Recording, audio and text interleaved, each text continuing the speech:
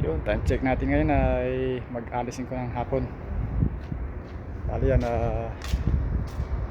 hindi ako pumunta kaninang umaga, pero yan ang natapos nila, mga to, saka yung banda rito sa loob.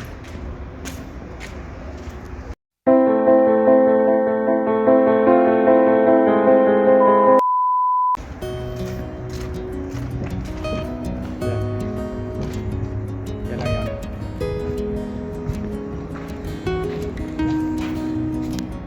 Bale yung sandwich panel papatong sa mismong biga sa taas. Pagkatapos pag i-screwan lang na yan yung mga 4x8 na tubular.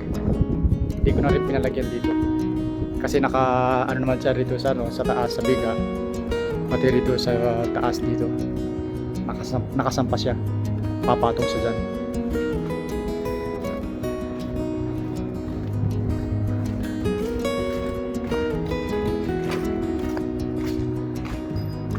Diyan, dito papatong sa rito, papatong sa rito.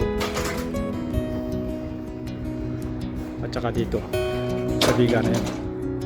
Dito sa biga na yan. Diyan lang sila mag-i-screwan. Ito mga tubular na to.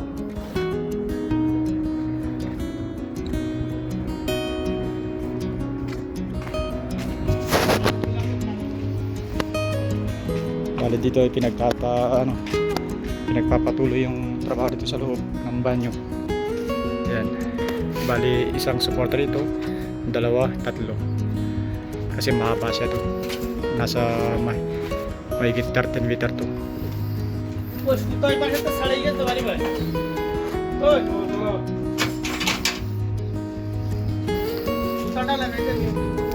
Bali ito magmula dito hanggang dito sa labas 5 meters yun.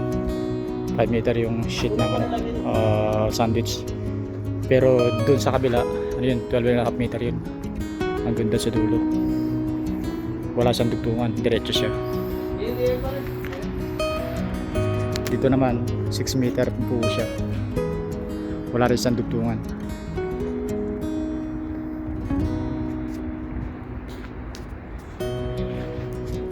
Dito yung area dito, 5 cm lang yung kapal ng ng sandwich roof. Pero doon sa mga kwarto, 10 cm yung kapal.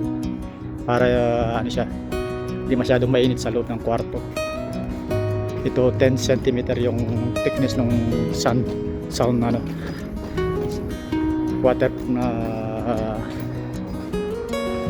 sandwich panel dito.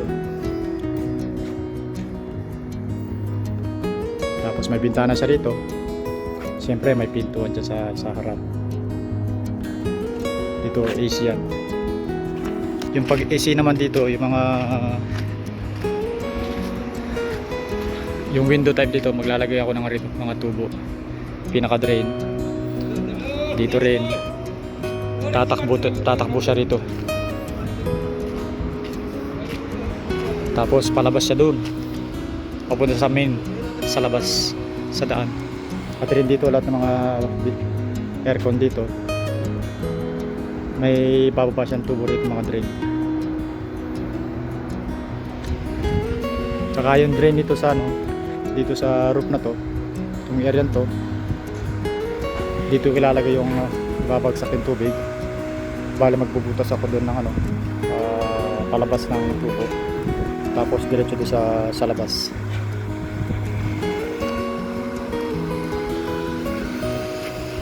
Bale mga kontratang mga nagpapalitada, hindi mo na pumunta dahil wala pa yung pinaka head nila.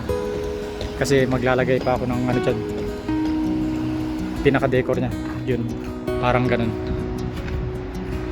Yan dyan, pa-arko-arko ganyan. Dito, sa paikot na biga sa labas. Para kung halimbawa magpalitada sila, isahan lang yung palitada. Kasi pag pinalitada rito, yung scaffolding alis nila, tapos maglalagay sila ng hollow block, tapos panibagong scaffolding na naman, para hindi sagabal sa kanila, para dire-diretso yung trabaho. Baka ito ngayon hanggang bukas matatapos ito na ito, itong paglalagay ng mga tubular dito.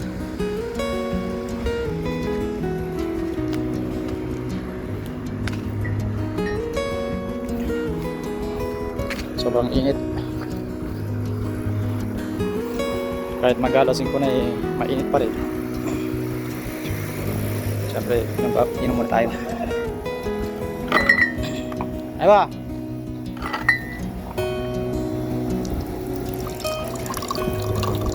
Pwede tayo ma-dehydrate. Init ng panahon. Buti nga ngayon may araw kaso nga dito. At least may hangin. Hindi katulad kahapon talagang man.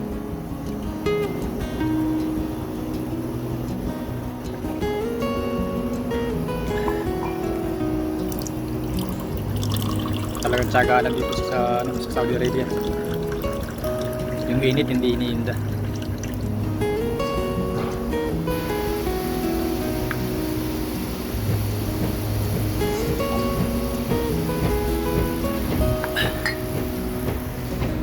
Ay ba?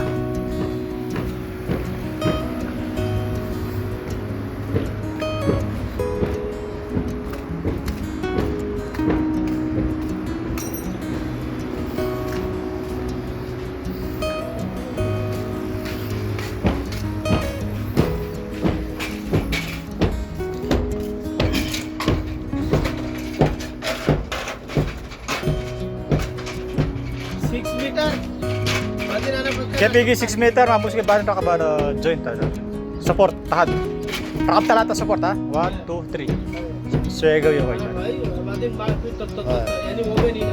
Ay, open area, lasim rakap support mas dito.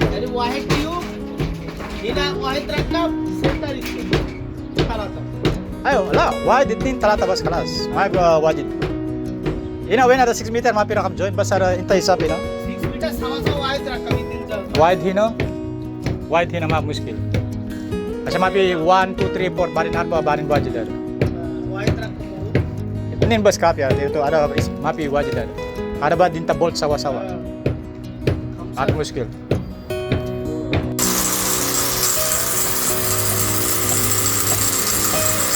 Wala yan. Dito sa biga. Yung tubular. Dito, tatlo yung sukota rito. Tapos may tukod siya dito. Sa pader. Saka doon. Para matibay siya.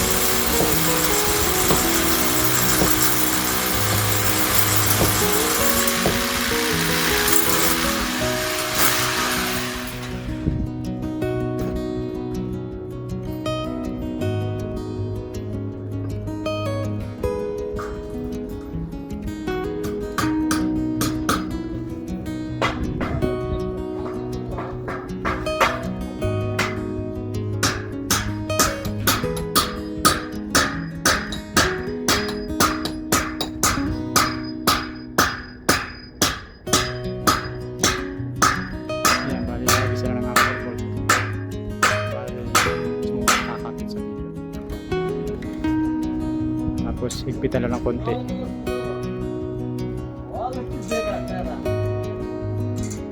Nice na. Pakistani map mojud? Ben mojud? Na higi kita barin higi malo. Ada Pakistani chocolate. So ito yung basura dito, hindi pa pwedeng ilalagay dito. Kailangan matapos mo lahat yung ano. Tulad na sinabi ko hapon, lahat matapos muna mga sewer tsaka yung linya ng tubig bago ko itambak yung mga basura dito. Kaysa naman itapong ko tapos maglalagay ng panibagong buhangin sa loob, magastos. Yan, libre panambak dito sa loob ng banyo kasi mga tubo rito nakalataw. Ayan. Baling flooring ito hanggang dito. Mga 30 cm siguro. Mula dito sa flooring, 30 cm. 30 or 35.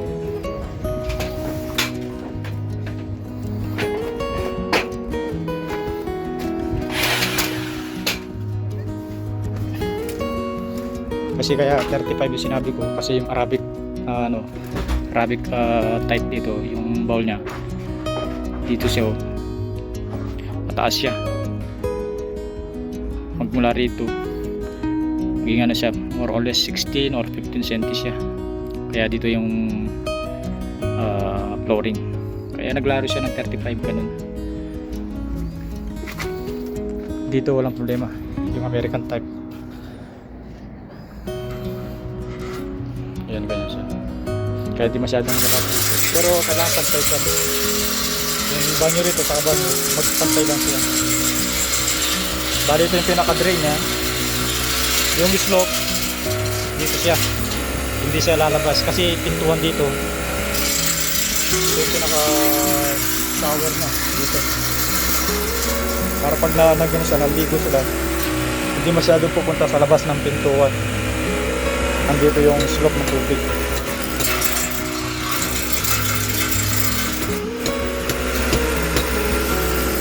Ito yung water closet. Ito yung lavatory. Hot and cold dyan. Pati rin dito, hot and cold din sa shower.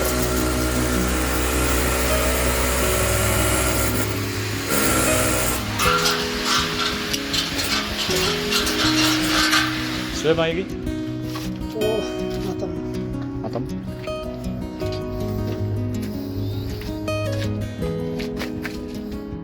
Wala sa linya to. Kaya angat pa to.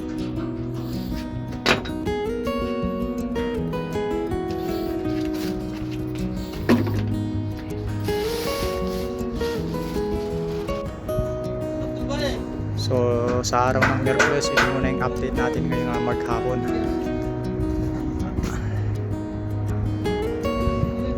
Medyo matagal pa to.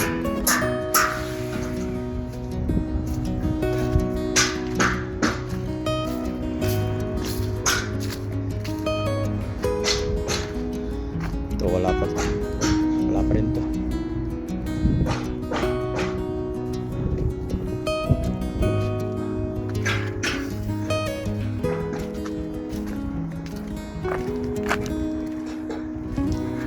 Kailangan bago dumating yung mga tiles, ipapaklit mga to, palising mga to.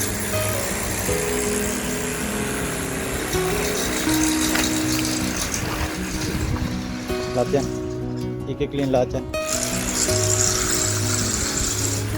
ipagpalagay lahat para pag nagano sila, nagpalitada sila dyan, saka magano sila ng flooring, walang store ko. Kahit yung mga bakal na to, tahapan ko to, palalagay ko doon sa dulo.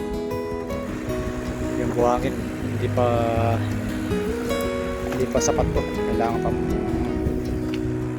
mga 2 truck siguro ng buhangin.